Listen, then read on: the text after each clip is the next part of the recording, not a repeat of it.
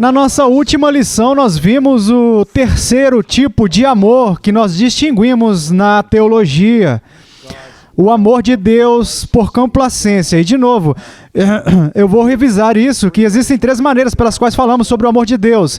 O seu amor pela benevolência, o seu amor pela beneficência e, em terceiro lugar, o seu amor pela complacência. Agora, não devemos confundir esses três tipos de amor com o que todo cristão já escutou em algum momento ou outro do púlpito das três palavras para o amor que são encontradas na língua grega. E esse é um tema comum que vocês já ouviram, que quando a Bíblia fala de amor, nós temos que ter cuidado para distinguir entre os diferentes tipos de amor que são articulados no grego antigo. E hoje nós vamos olhar para essas três palavras para o amor e o significado delas. O primeiro é o substantivo eros. O segundo é um substantivo que vem do verbo falai ou philein. E o terceiro é o substantivo de que a maioria já escutou falar, ágape. Portanto, essas são as três palavras para amor que se podem encontrar na antiga língua grega. Agora, a melhor ferramenta para o estudo de palavras que nós temos no grego bíblico é o empreendimento massivo sob a direção de Gerhard Kyrill, chamado Dicionário Teológico de Kyrill do Novo Testamento, onde os estudiosos do Novo Testamento de todo o mundo foram designados para fazer uma pesquisa abrangente a respeito do uso de palavras gregas específicas em qualquer literatura existente da antiguidade. Então, se você encontrar uma palavra no Novo Testamento como uma palavra do Novo Testamento para a fé, eles vão explorar como isso funcionava no grego homérico, e em seguida entre os poetas gregos posteriores, entre os filósofos gregos, como funcionava no Novo Testamento, o grego na tradução do Antigo Testamento, a Septuaginta. Então eles estudam como ela é usada nos evangelhos, então nas epístolas, então na igreja primitiva e assim por diante, de modo que quando você terminar com essa investigação, você tem uma compreensão abrangente do significado da palavra. Como já disse muitas vezes aos meus alunos, embora esta ferramenta tenha sido criada por críticos superiores, pessoas que são críticas das próprias escrituras. No entanto, de uma perspectiva acadêmica, é a maior ferramenta de pesquisa que existe na comunidade cristã, na bolsa de estudos, para chegar a um conhecimento profundo dos significados das palavras que são encontrados nos textos das escrituras. E se você olhar para a palavra ágape em Kyrill, você vai ver que essa entrada particular foi escrita pelo estudioso do Novo Testamento, Ethelbert Stauffer. E ele é conhecido pelo seu trabalho na teologia do Novo Testamento, bem como por seu trabalho no grego. E o que ele faz no seu estudo é, antes de tudo, gastar tempo examinando o significado da palavra grega eros. E a palavra eros não ocorre no Novo Testamento, mas por causa de ser uma palavra proeminente na língua grega, que pode ser interpretada ou definida como amor, e uma vez que os gregos distinguiam entre diferentes tipos de amor, é importante que tenhamos uma compreensão básica disso. Na língua inglesa, nós obtemos a palavra erótica, que vem dessa palavra grega, porque eros se refere a um amor sensual, um amor que está fortemente carregado de conotações sexuais. Mas não apenas isso, no grego clássico, a palavra para amor, eros, também carregava consigo a bagagem de algo demoníaco. E era o tipo de amor que costumava ser celebrado em rituais pagãos, particularmente na prostituição dos templos e nas orgias do mundo antigo, onde as pessoas celebravam o amor se embriagando e se empanturrando com gordices e muita comida obtida para o lugar onde eles iam de forma desenfreada em sua expressão de sexualidade e transformavam isso em orgias. E era como um amor que foi influenciado pelo mal, até mesmo por possessão demoníaca. Bem, como a palavra teve o seu desenvolvimento na antiguidade, houve tentativas de realmente limpar. Tanto Platão quanto Aristóteles, ao usar o termo eros, tentaram retirar dele qualquer conceito de demoníaco. Ainda era usado para envolver expressões sensuais e afeições sensuais, mas sem o negativo de conotação demoníaca que tinha sido ligado a ela. E então Stauffer, em seu tratamento, faz de tudo para mostrar o desenvolvimento de Eros, mas de novo, apenas para o benefício de que possamos entender que essa palavra não é usada para o amor, seja em sua função pré-platônica com o conceito de demoníaca, ou até mesmo após ter sido limpa pelos filósofos gregos, ainda está ausente do contexto ou do texto do Novo Testamento. O que você encontra no Novo Testamento são os outros dois tipos de amor, philem e ágape. Agora, na palavra que vem de philem, nós estamos familiarizados com ela como parte do nome de uma cidade no Novo Testamento e uma cidade na América, Filadélfia. E quando nós falamos da cidade da Filadélfia, essa cidade tem um apelido. E ela é chamada da cidade que rejeita o Papai Noel. Não, esse não é o apelido que eu tinha em mente. A cidade da Filadélfia é conhecida como a cidade do amor fraterno. E de novo, a palavra adelphos, em grego, significa irmão. E philéa aqui se refere ao amor.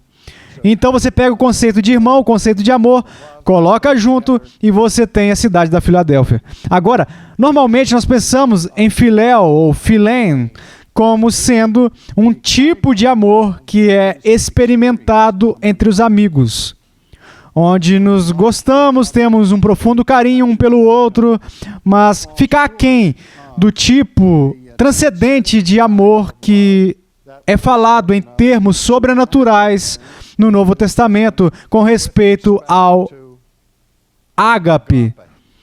Podemos falar do amor ao próximo, ou, de novo, apenas ser bons amigos de pessoas e exercer amizade. Mas o conceito supremo de amor que nós encontramos no Novo Testamento é esta palavra ágape, que tem a sua base e fundamento no caráter do próprio Deus. E é esse tipo de amor que é derramado em nossos corações pelo Espírito Santo. Se lembrem de que quando começamos este estudo sobre o amor de Deus, vimos o ensino de João nas epístolas, onde João diz, sabe, que nós devemos amar uns aos outros, porque o amor é de Deus, e todo aquele que ama é nascido de Deus. Agora, obviamente, você não tem que nascer de novo, você não tem que ter uma transformação sobrenatural do seu caráter para experimentar o amor fraterno. Existe um amor natural que nós podemos experimentar a parte da nossa regeneração. Mas passar para o nível mais alto de ágape é outro assunto. Agora nós vamos levar algum tempo mais tarde para fazer uma análise um tanto aprofundada desse tipo de amor e como ágape se parece, pelo menos examinando brevemente dois discursos, eu espero, em 1 Coríntios 13, o capítulo do amor, lá no Novo Testamento, onde quando Paulo fala a respeito do amor, ele está falando a respeito de um tipo específico de amor. Ele está falando sobre o amor ágape. E esse é o maior de todos.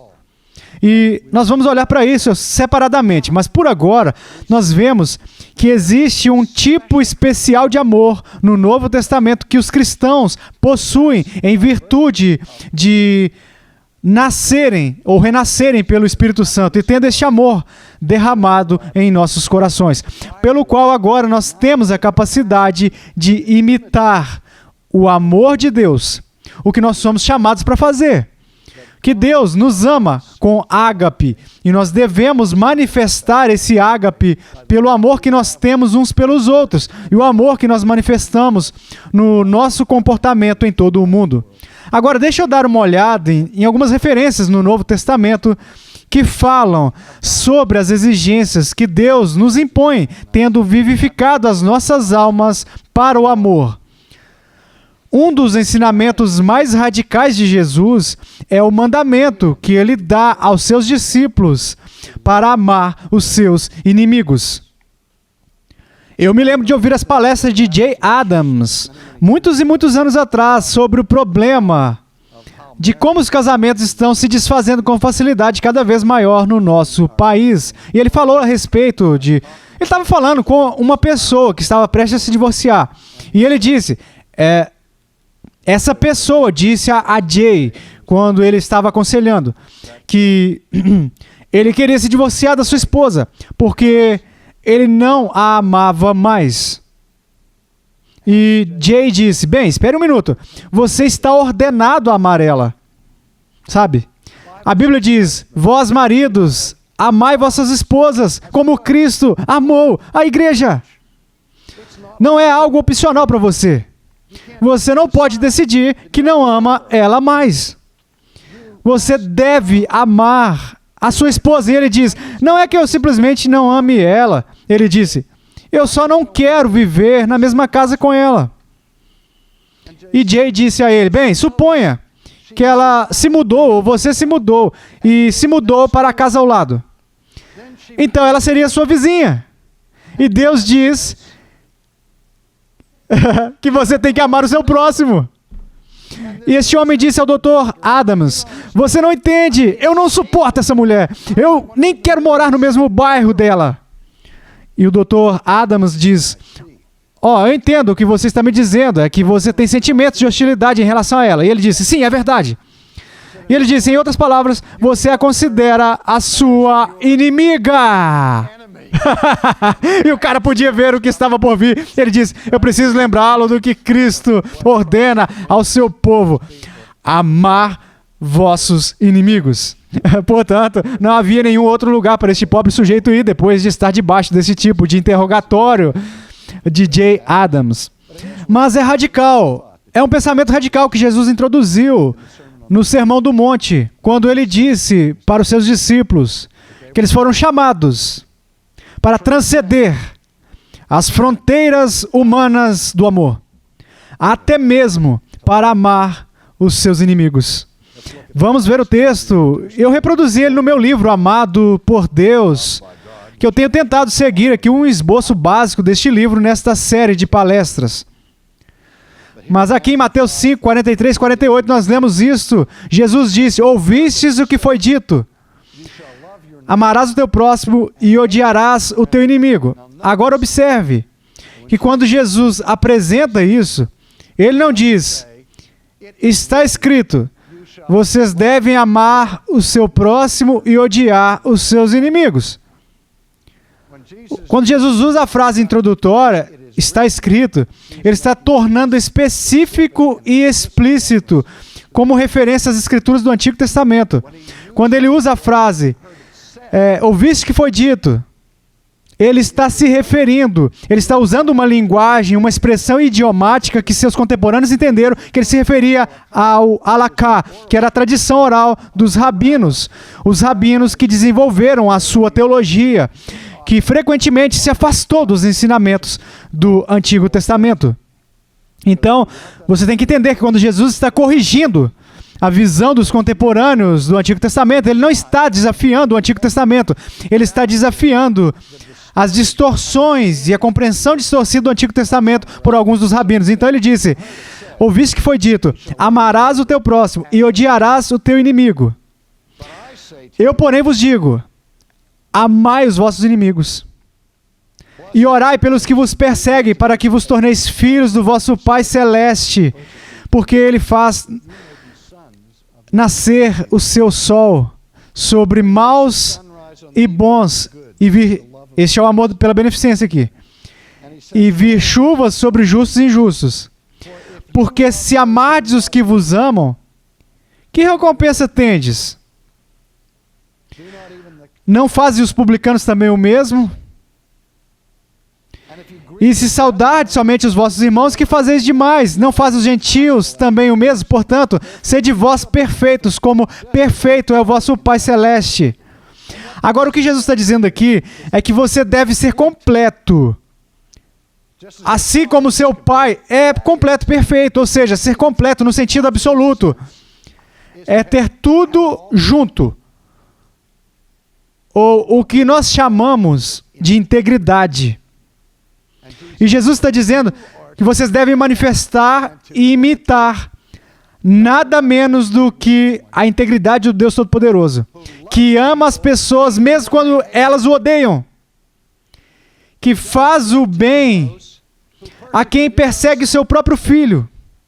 E vocês são chamados a transcender os sentimentos humanos normais de ódio e vingança que marcam a humanidade caída. Agora que vocês estão no reino, vocês devem viver sob uma ética do reino, a essência da qual é essa doutrina do amor. Agora, uma das discussões bíblicas mais interessantes a respeito disso é encontrada na discussão que Jesus tem com Pedro. No final da vida de Jesus, após a ressurreição, Jesus apareceu diante dos seus discípulos lá no mar Tibério. E ele se mostra a Simão Pedro, Tomé e Natanael e assim por diante. E nesta discussão, nós ouvimos estas palavras. Depois de terem comido, perguntou Jesus a Simão Pedro: Simão, filho de João, amas-me mais do que esses outros? Acho interessante que ele o chame de Simão aqui, não de Pedro. Porque na discussão anterior da confissão de Cesareia de Filipe, quando Pedro chamou ele de pedra, veio a tripla negação de Cristo por parte de Pedro. E agora ele diz: Simão, você me ama? Ágape, mais do que esses outros? Agora há uma ambiguidade na maneira que é declarada no texto. Não temos certeza do que Jesus estava querendo dizer. Jesus estava dizendo a eles, a Pedro: você me ama mais do que ama os seus amigos aqui, ou os apóstolos, ou os outros discípulos? Ou ele está dizendo: você me ama mais do que eles me amam? Ou esse se refere às suas redes e o seu aparato de pesca? Você me ama mais do que ama a sua vida de pescador? Pode ser qualquer uma dessas coisas, e não temos certeza. Mas temos certeza de que Jesus usa o termo ágape aqui, quando disse: você me ama ágape? E Pedro responde a pergunta. Escuta o que ele diz: sim, Senhor, tu sabes que te amo. Em outras palavras, há uma repreensão velada aqui, onde Pedro está dizendo: por que o Senhor está me perguntando se eu te amo? O Senhor sabe que eu te amo. Mas uma das coisas estranhas nesse diálogo é quando Jesus diz: você me ágape? Pedro responde: sim, Senhor, eu filéem. Eu te amo com esse tipo de amor. Agora, aqui está uma coisa, o que os comentaristas não têm certeza. Há alguma nuance velada acontecendo aqui nesta conversa, onde Jesus está dizendo: bem, sim, eu sei que você me filéem, ou você me filéu, mas você me ágape? O outro lado da moeda é que João, nos seus outros escritos, de vez em quando, usa as duas palavras para amor, filéem e ágape, alternadamente, como se fossem sinônimos. Então talvez não haja um significado particular para a mudança da palavra para amor aqui nesta discussão. Não tenho certeza, mas é interessante que o encontremos aqui no texto. Agora vamos ver o que acontece a partir de então. E ele diz: sim, Senhor, tu sabes que te amo. Ele disse: apacenta os meus cordeiros. Essa é uma mensagem para todos os pastores do mundo. Se você ama a Cristo, como você demonstra amor a Cristo? Você me ama? Ame as minhas ovelhas. Se você me ama, disse Jesus a Pedro, então apacenta os meus cordeiros. Tornou a perguntar-lhe pela segunda vez, Simão, filho de João, tu me amas? E novamente ele usa o termo ágape. E ele respondeu, sim, Senhor. Tu sabes que te amo. De novo, filém. Disse-lhe Jesus, pastoreia as minhas ovelhas. Agora ele está dizendo a mesma coisa? De novo, apenas mudando as palavras. Cordeiros, ovelhas, ou alguns diriam que a responsabilidade do pastor é cuidar do novo convertido, das ovelhas. E você tem que cuidar deles, mas você também tem que cuidar dos adultos, tem que dar de comer, tem que cuidar deles. Eu não sei, enfim. Finalmente, pela terceira vez, Jesus lhe perguntou, Simão, filho de João, tu me amas? Mas desta vez, Jesus muda para filém. Depois que Pedro acaba de te dizer 2 vezes que te ama. E com a mesma palavra. Agora Jesus usa a palavra de volta. E ele disse, você me ama assim? E ele disse, Pedro entristeceu-se por ele lhe ter dito pela terceira vez, tu me amas?